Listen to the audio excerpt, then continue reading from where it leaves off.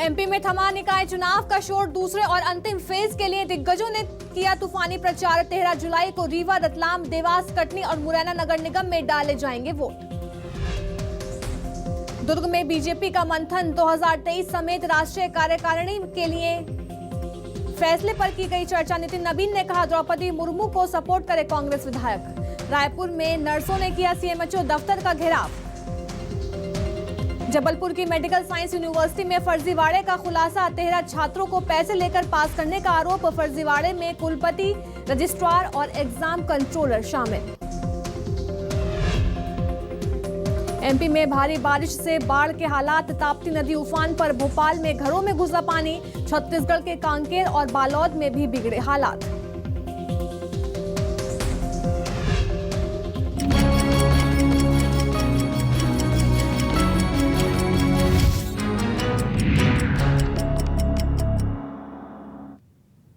नमस्कार, मैं अलीशा और आप देख रहे हैं न्यूज 24 मध्य प्रदेश छत्तीसगढ़। रुक करते हैं बड़ी खबर का। खबर भिंड से है, जहां बेखौफ बदमाश दिखाई दिए हैं। व्यापारी से मारपीट की गई है और बाजार में अंधाधुंध फायरिंग भी की गई है। बता दें, पैसों को लेकर पूरा विवाद हुआ था और किताब के आरोपी ने पैसे नहीं दिए थे। तो ये बड़ी खबर भिंड से सामने आ रही है, जहां मामले की जांच में पुलिस जुट गई है। तो ये बड़ी खबर भिंड से, जहां पैसों को लेकर विवाद हुआ था, अंधाधुंध फायरिंग की गई और व्यापारी से मारपीट करने का मामला भी सामने आया। देखिए तस्वीरें किस तरह से ये रात की घटनाएं हैं, जहां भिंड में बदमाश बेखौफ नजर आए। हालांकि इस पूरे मामले को लेकर जांच में पुलिस जुट गई है। तो व्यापारी से मारपीट करने का मामला सामने आया और साथ ही साथ बाजार में अंधाधुंध फायरिंग भी की गई है। ये पूरा विवाद पैसों को लेकर हुआ था। किताब के आरोपी ने पैसे नहीं दिए थे। तो ये बड़ी खबर भिंड से है, जहां बदमाश बेखौफ नजर आए, व्यापारी से मारपीट की गई और साथ ही साथ अंधाधुंध फायरिंग भी की गई है। पैसों को लेकर पूरा विवाद हुआ था। यहाँ पे कुछ लोग सामान लेने के लिए आए हुए थे, तो इस बीच में दुकानदार से और उनके बीच में आपस में विवाद हो गया था। इसी बीच को लेकर के जो दुकान के मालिक थे, थाने पे रिपोर्ट लिखाने के लिए बैठे हुए थे और उसमें से जो जिनके खिलाफ रिपोर्ट लिखा रहे थे, उनमें से एक व्यक्ति भी थाने पे बैठा हुआ था। इसी बीच में कुछ लोग आकर के यहाँ पे पता चला कि थाने पे थाना प्रभारी बैठे हुए थे, रिपोर्ट लिख ही रहे थे इनकी। इसी बीच में पता चला कि यहाँ पर कुछ लोग लाठी डंडा लेकर के 8 से 10 लोग यहाँ पे क्षेत्र में आ गए हैं और बदमाशी कर रहे हैं। और इसी की सूचना पर से थाना प्रभारी तत्काल मौके पे आ गए थे। हालांकि बदमाश यहाँ से फरार हो गए हैं। सीसीटीवी के माध्यम से और मुखबिर के माध्यम से उनकी तलाश की जा रही है। पूरा भिंड जिला आतंक का अड्डा बन चुका है। जगह जगह फायरिंग, जगह जगह लूट और अपराधियों को खुला छूट दिया जा रहा है। भिंड पुलिस पे अपराधियों का कोई अंकुश नहीं है। कई पुलिस के अधिकारी कर्मचारी रेत और पत्थर खदाने में लगे हुए हैं। उनको भारतीय जनता पार्टी के व्यापार को सुरक्षित करने के लिए समय है, लेकिन कानून व्यवस्था आम नागरिक की सुरक्षा पहुंचाने के लिए वो समय नहीं दे पा रहे। इसलिए भिंड जिले में गुंडों का आतंक बढ़ गया है। मेरे सहयोगी एनके भटेले हमारे साथ भिंड से जुड़ गए हैं इस पूरी खबर पर। एनके भटेले, ये बताइए कि अब तक क्या कुछ अपडेट है इस पूरे मामले को लेकर? आखिर विवाद किस मामले को लेकर था इस पूरे हादसे में? साधु, ये पूरा मामला एक किताब की दुकान पर था। यहाँ पर स्कूल की ड्रेस और बैग बेचे जा रहे थे, जहाँ कुछ लोगों के द्वारा खरीदारी का काम किया गया। खरीदारी के बाद दुकानदार और उनमें कुछ ऐसी बहस छिड़ी कि वो बहस झगड़े की स्थिति में बदल गई। हालांकि मौके से वहाँ जो लोग थे वो चले गए थे फिलहाल, लेकिन कुछ देर के बाद करीब 8-10 लोग वहाँ दबंग पहुंचे और वहाँ पर पुस्तक बाजार में अफरा तफरी और मारपीट का माहौल बना दिया और वहाँ पर फायरिंग भी की है। हालांकि देर रात घटना के बाद तुरंत पुलिस मौके पर पहुंची है और नेता प्रतिपक्ष गोविंद सिंह भी पहुंचे हैं और पुलिस अब आरोपियों की तलाश में जुटी हुई है। लेकिन अभी तक पुलिस को कहीं भी इस मामले में भी सफलता हासिल नहीं हुई है कि आरोपियों का कोई सुराग लग सके। फिलहाल पुलिस ने अभी अज्ञात लोगों के खिलाफ मामला दर्ज किया है और कार्रवाई की जा रही है। जी बिल्कुल, देखिए इस पूरे मामले को लेकर पुलिस जो है वो जांच में जुटी हुई है। बहुत बहुत शुक्रिया इनके भटेल हमें तमाम जानकारी देने के लिए। रुक करते अगली खबर का, जहां आगर और राजगढ़ जिले के सीमा पर बने कुंडालिया डैम के 2 गेट खोल दिए गए हैं। तेज बारिश के बाद डैम का वाटर लेवल बढ़ रहा था, जिसके बाद डैम के 2 गेट खोल दिए गए। वहीं गेट खुलने के बाद कालीसिंध नदी में पानी का बहाव तेज हो गया। नदी किनारे रहने वाले ग्रामीणों को सतर्क कर दिया गया है। तो कुंडालिया डैम के 2 गेट खोल दिए गए हैं। हालांकि डैम के गेट खोलने के बाद ग्रामीणों को सतर्क रहने के लिए कह दिया गया।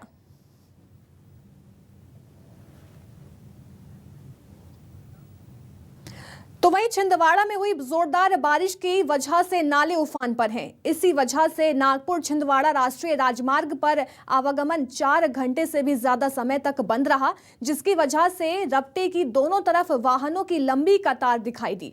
पानी का स्तर कम होने के बाद जेसीबी से रपटे में जमे कचरे की सफाई की गई, जिसके बाद वाहनों का आवागमन फिर से शुरू हो सका। बताया जा रहा है कि 1 हफ्ते के अंदर ये दूसरा मौका है जब राष्ट्रीय राजमार्ग पर आवागमन प्रभावित हुआ है। रास्ते पर पुल नहीं होने की वजह से पिछले 6 साल से लोगों को इस परेशानी का सामना करना पड़ रहा है।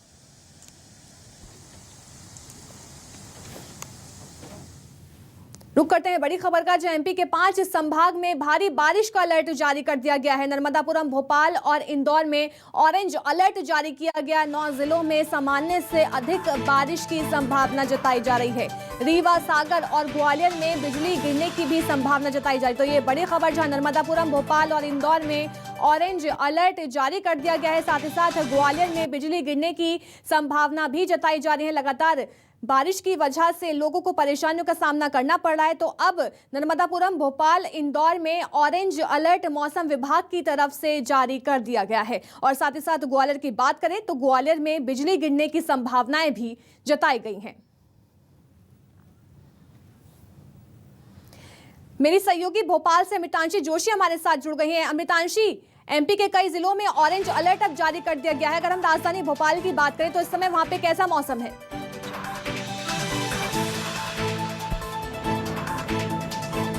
देखिए, राजधानी भोपाल की अगर हम बात करें तो यहाँ पर सुबह से ही बारिश का दौर जारी है। हालांकि यहाँ पर तेज बारिश फिलहाल देखने को नहीं मिल रही है, लेकिन सुबह 6 बजे से ही यहाँ पर बारिश का दौर जारी है। आप देखेंगे यहाँ पर की पूरी सड़कें जो हैं वो गीली हैं और फिलहाल सुबह से ही जो बारिश का दौर है वो शुरू हो गया है। मौसम विभाग पहले ही पूर्वानुमान जता चुका है कि नर्मदापुरम, भोपाल, इंदौर, जबलपुर और शहडोल संभाग में अति भारी बारिश का अलर्ट है, यानी कि ऑरेंज अलर्ट है। तो आज हम, जैसा कि कल हमने देखा था कि दोपहर होते होते बहुत तेज बारिश शुरू हो गई थी, आज भी ऐसी संभावना है कि तेज बारिश हो सकती है। और उसके बाद मैं आपको बता दूं कि 5 संभाग ऐसे हैं, हम नर्मदापुरम संभाग की बात करें, शहडोल संभाग की बात करें, जबलपुर अगर हम लोग संभाग की बात करें, महाकौशल, तो वहां पर भी तेज बारिश जो है, ऑरेंज अलर्ट है तेज बारिश को लेकर। साथ ही आपने देखा है कि अब काफी ज्यादा जो वेदर सिस्टम है वो भी एक्टिव हो चुके हैं। तो वेदर सिस्टम एक्टिव होने के कारण कहीं ना कहीं जो है गरज चमक का सिलसिला भी राजधानी भोपाल समेत प्रदेश के कई जिलों में देखने को मिल रहा है। मैं आपको बता दूं, प्रदेश में फिलहाल 4 वेदर सिस्टम जो है वो एक्टिव हैं और इसी के कारण जो गरज चमक है, तेज गरज चमक के साथ बारिश का जो सिलसिला है वो लगातार जारी है। तो सुबह मैं आपको बता दूं कि सुबह से ही तेज बारिश का दौर राजधानी भोपाल समेत कई जगहों पर शुरू हो जाता है। जबलपुर की अगर हम बात करें तो जबलपुर में भी अति भारी बारिश का अलर्ट है। और विदिशा जिले की अगर हम बात करें तो कल हमने देखा कि कई जगहों पर वहां पर जल भराव हुआ है। विदिशा जिले में बाढ़ की स्थिति बन चुकी है। तो विदिशा संभाग में भी बारिश का भारी अलर्ट है और अगर लगातार इसी तरह बारिश चलती रही तो कई ऐसे जिले हैं एमपी के जो कि जलमग्न हो जाएंगे, क्योंकि छिंदवाड़ा, विदिशा समेत कई ऐसी जगहें हैं जहां पर लगातार बारिश का दौर जारी है और राजधानी भोपाल में भी बारिश का दौर जारी है। तो कहीं ना कहीं मौसम अब मानसून की बात करें तो पूरी तरह सक्रिय है और आधा दर्जन से भी ज्यादा जिलों में ऑरेंज अलर्ट है। तो अति भारी बारिश की संभावना कई जगहों पर देखने को मिलेगी। जी देखिए, मौसम विभाग ने ग्वालियर में भी आकाशीय बिजली गिरने की संभावना जताई है, तो इसको लेकर क्या अपडेट है?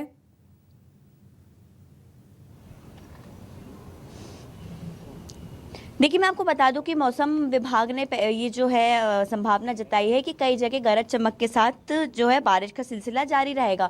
तो रीवा, सागर और ग्वालियर, चंबल इलाके की अगर हम बात करें तो यहाँ पर हमें जो हम कह सकते हैं गरज चमक का सिलसिला देखने के लिए इसलिए भी मिलेगा क्योंकि उस तरफ अगर हम बात करें, ग्वालियर संभाग की बात करें तो वहाँ पर फिलहाल वेदर सिस्टम एक्टिव है। और जब एक से ज़्यादा वेदर सिस्टम एक्टिव होता है तो बादलों के टकराव से, जैसा कि मौसम विभाग ने बताया, बादलों के टकराव से गरज चमक का जो दौर है वो शुरू हो गया। राजधानी भोपाल में भी 3 दिन पहले हमने ये चीज़ देखी थी कि काफ़ी तेज़ गरज चमक का सिलसिला रात में देखने को मिला था। तो भोपाल में भी कल गरज चमक के साथ बारिश हुई है। ग्वालियर चंबल संभाग में भी अब यहाँ पर जो है पूर्वानुमान जता दिया गया है मौसम विभाग की तरफ से कि तेज़ गरज चमक का सिलसिला रहेगा। हालांकि मौसम विभाग और सरकार दोनों ही काफ़ी ज़्यादा अलर्ट पर है और लोगों को जागरूक करने में लगी हुई है।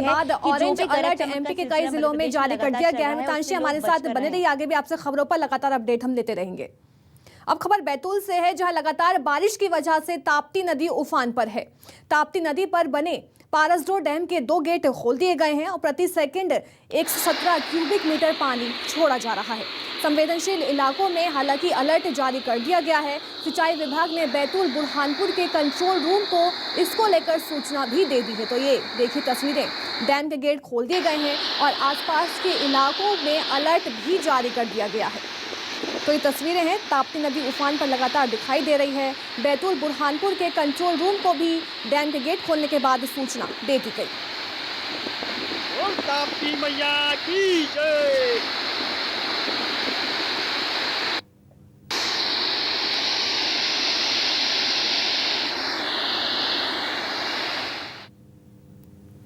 तो वहीं जबलपुर में बारिश से हालात खराब हो चुके हैं। बता दें, मदन महल इलाके में पानी भर गया है। जान जोखिम में डालकर लोग रास्ता पार करते हुए नजर आ रहे हैं। स्कूली छात्र पानी से होकर गुजरने को मजबूर हैं। तो वहीं शहर के कई इलाकों में यही हालात दिखाई दे रहे हैं। तो बारिश से जो हाल हैं वो बेहाल होते हुए नजर आ रहे हैं। देखिए किस तरह से गलियों में पानी भर गया है और लोग पानी पार करने को मजबूर हो रहे हैं।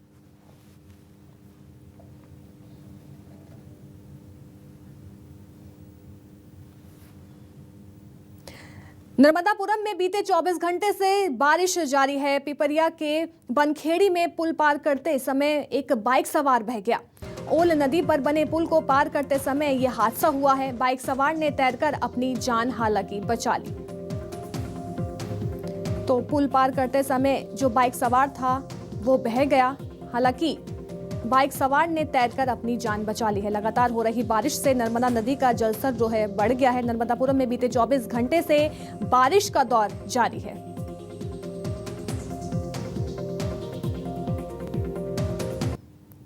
तो वहीं एमपी में बारिश ने लोगों की परेशानी बढ़ा दी है। बीती रात इटारसी में हुई तेज बारिश ने जनजीवन को अस्त व्यस्त कर दिया है। हाल ये कि बारिश की वजह से इलाकों में बाढ़ जैसे हालात बन गए हैं, जिसकी वजह से लोगों को आने जाने में काफी परेशानी हो रही है। और मौजूदा हालात को लेकर हमारे संवाददाता ने लोगों से खास बातचीत की।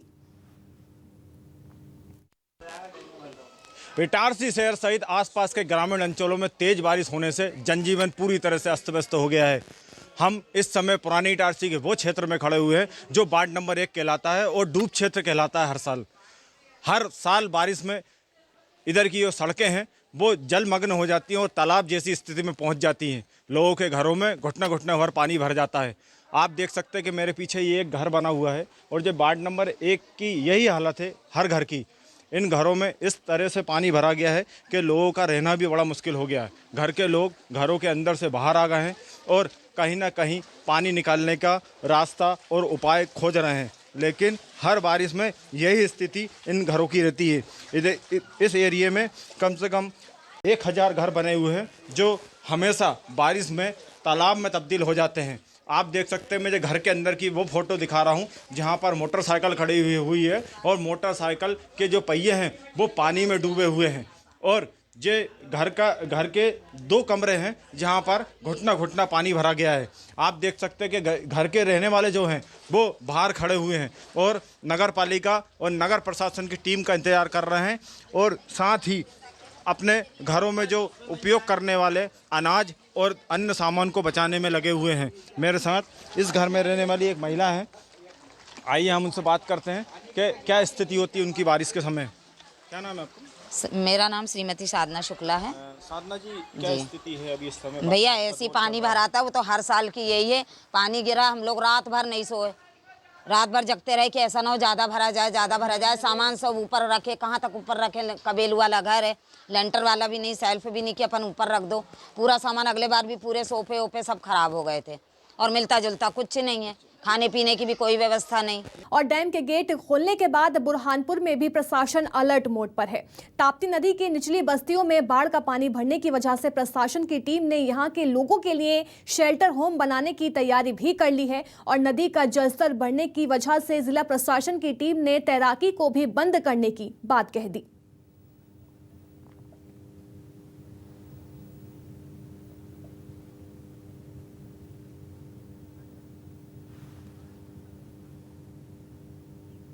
तो बारिश से तबाही हर जगह देखी जा रही है। बुरहानपुर में जिला प्रशासन अलर्ट मोड पर आ गया है। डैम के गेट खोल दिए गए हैं। जो निचली बस्तियां हैं उन्हें भी अलर्ट मोड पर रख दिया गया है। हालांकि तैराकी भी बंद कर दी गई है।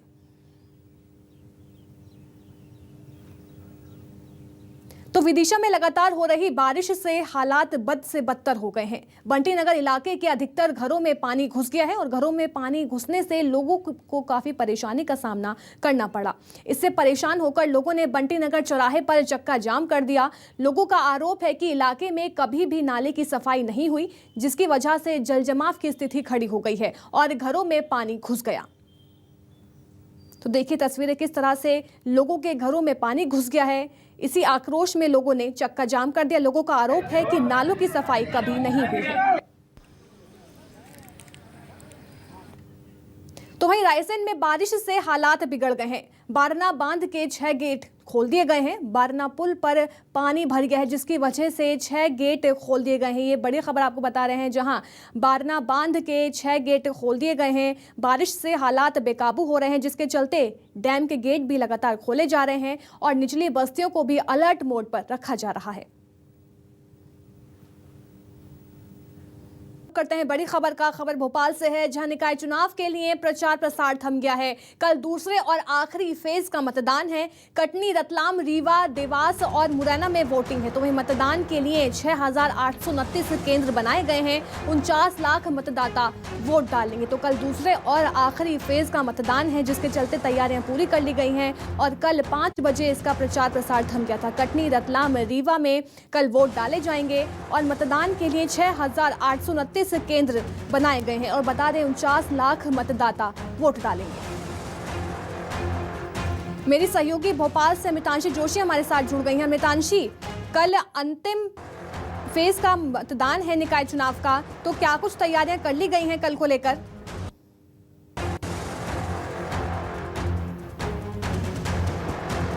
देखिए, मैं आपको बता दूं कि कल अंतिम चरण है नगरीय निकाय चुनाव का और कल इसको लेकर मतदान होना है। कल अंतिम और आखिरी चरण की अगर हम बात करें तो 5 यहाँ पर जो हैं 5 यहाँ पर जिलों में जो है मतदान होने जा रहा है। उसमें 214 नगरीय निकाय हैं और उसकी बात हम बात करें तो 40 नगर पालिका और 168 यहाँ पर नगर परिषद है। देखिए, अगर हम बात करें तो यहाँ पर 6,000 से भी ज़्यादा मतदान केंद्र जो हैं 214 निकायों में बनाए जा रहे हैं। खास तैयारियों को लेकर अगर हम बात करें तो इस बार निर्वाचन आयोग ने मतदाता पर्ची के बांटने को लेकर सबसे ज्यादा फोकस किया है, क्योंकि हमने देखा कि पिछले चरण में कई ऐसे लोग थे जो कि मतदान से वंचित रह गए थे, क्योंकि मतदाता पर्ची के वितरण में कहीं ना कहीं राज्य निर्वाचन आयोग की लापरवाही सामने आई थी। इसको लेकर बीजेपी और कांग्रेस दोनों ही राज्य निर्वाचन आयोग पर हमलावर हो गए थे और उन्होंने इल्जाम लगाया था कि मतदाता पर्ची की वजह से उनका वोटिंग परसेंटेज कम हुआ है। तो इसको लेकर उन्होंने यहाँ पर शिकायत की थी और इस बार राज्य निर्वाचन आयोग ने खास तैयारियां की हैं और यहाँ पर मतदाता पर्ची और बीएलओ को पहले ही सतर्क कर दिया था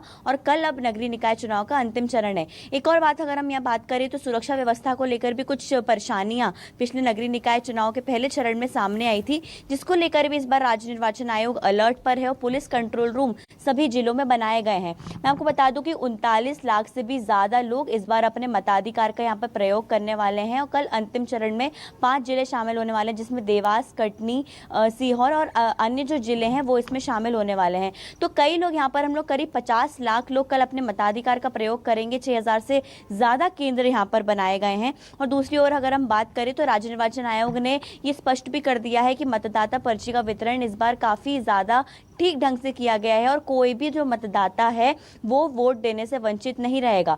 तो ये देखना भी बहुत ज़्यादा ज़रूरी होगा कि पहले चरण में जो कम वोटिंग हुई है, क्या मतदाता पर्ची का वितरण सही होने से इस बार राज्य निर्वाचन आयोग वोटिंग परसेंटेज को बनाने में कहीं ना कहीं मदद कर पाएगा नहीं। और कांग्रेस और बीजेपी जो लगातार राज्य निर्वाचन आयोग पर हावी हो रही है मतदाताओं के कम वोटिंग परसेंटेज को लेकर क्या कुछ तस्वीरें कल निकलकर सामने आती है, कितना वोटिंग परसेंटेज होता है, ये भी देखना बहुत ज़रूरी होगा। जी बिल्कुल, बहुत बहुत शुक्रिया मितांशी में तमाम जानकारी देने के लिए।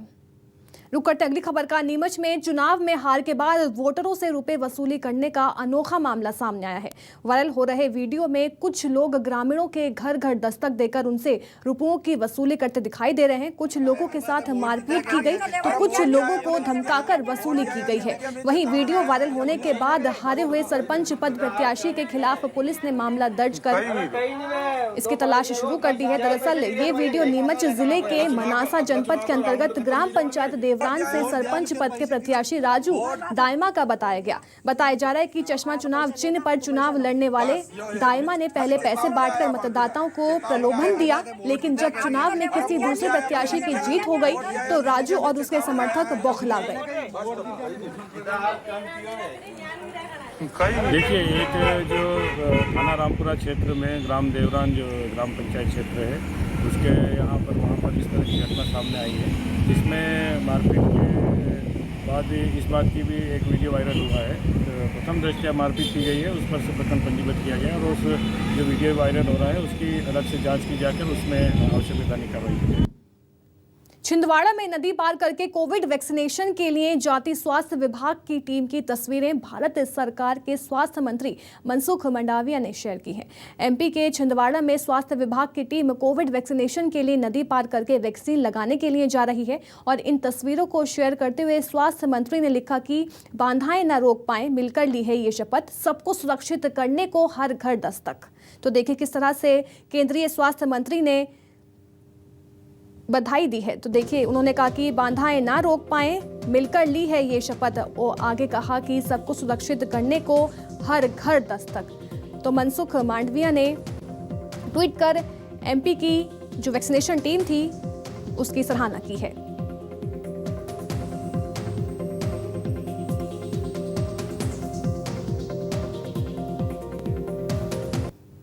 आगर मालवा जिले के नलखेड़ा में हुई चोरी की बड़ी वारदात को पुलिस ने खुलासा कर दिया है। पुलिस ने चोरी के मामले का खुलासा करते हुए अंतर्राज्यीय चोर गिरोह के 3 सदस्यों को धर दबोच लिया है। पुलिस ने आरोपियों के कब्जे से 119 किलो चांदी और करीब 325 ग्राम सोना जब्त कर लिया।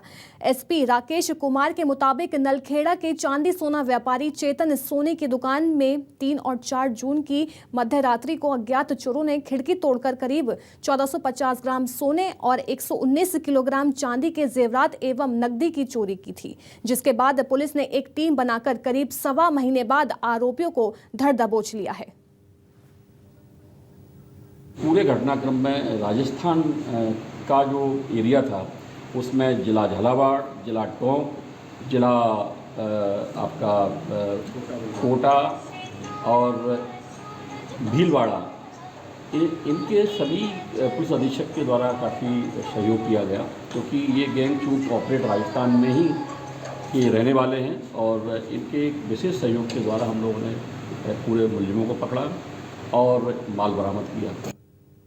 खबर रायसेन से है, जहां एक अजीबोगरीब मामला सामने आया है, जहां गैरतगंज के एक स्कूल पर बच्चे के सिंगल पेरेंट होने पर दाखिल नहीं देने का आरोप लगा है। बता दें कि बच्चे की मां बाप अलग अलग जाति से हैं। दरअसल बच्चे के मां दाखिल कराने जब स्कूल गई तो स्कूल प्रबंधन ने बच्चे को एडमिशन देने से मना कर दिया और स्कूल की छवि खराब होने का हवाला दिया है। वहीं पूरे मामले पर स्कूल प्रबंधन आरोपी से इनकार करते हुए सभी कक्षाओं की सीट पूरी भर जाने की बात कह रहा है। इधर रायसेन कलेक्टर का कहना है कि आवेदन की जांच पूरी होने पर आवश्यक कार्रवाई की जाएगी।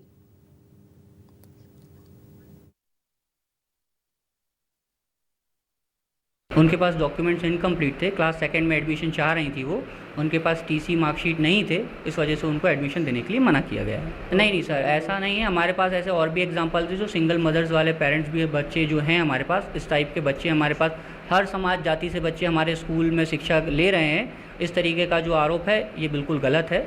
हमारे पास इस तरीके के सारे बच्चे पढ़ते हैं। ये आपके माध्यम से ही मेरे संज्ञान में आया। पिछले 2 दिनों में हम लोग निर्वाचन के कार्यों में संलग्न थे। आज के ज़माने में जो शासन के नियम हैं, जो प्रावधान है कानून के अंतर्गत, इस तरह की कोई भी संस्था किसी को एडमिशन देने से मना नहीं कर सकती है। इस तरह के तथ्य जो हैं उसकी हम जांच कराएंगे और जो भी इसके निराकरण के लिए हर संभव प्रयास करेंगे। एमपी में एक बार फिर से मामा का बुलडोजर चला है। उज्जैन में पुलिस ने कार्रवाई करते हुए इनामी अपराधी रवि पमनानी के अवैध मकान पर बुलडोजर चलाया गया है। कार्रवाई के दौरान भारी पुलिस बल भी तैनात रहा। बता दें पुलिस ने ऐसे और 11 चिन्हित किया है। बता दें पुलिस ने घर से 20 लाख नगद और 4 किलो सोना और 1.5 किलो चांदी बरामद की है। तो देखिए मामा का बुलडोजर फिर से चलता हुआ नजर आया। इनामी बदमाश रवि पर यह बड़ी कार्रवाई प्रशासन की तरफ से की गई है।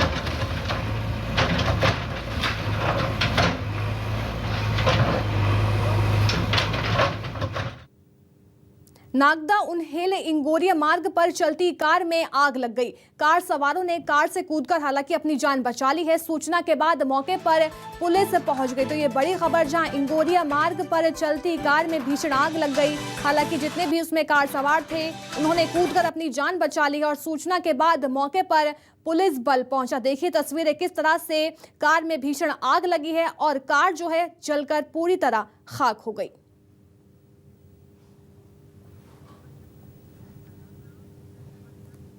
चलिए फिलहाल के लिए बस इतना ही। बने रहिए न्यूज़ 24 मध्य प्रदेश छत्तीसगढ़ के साथ।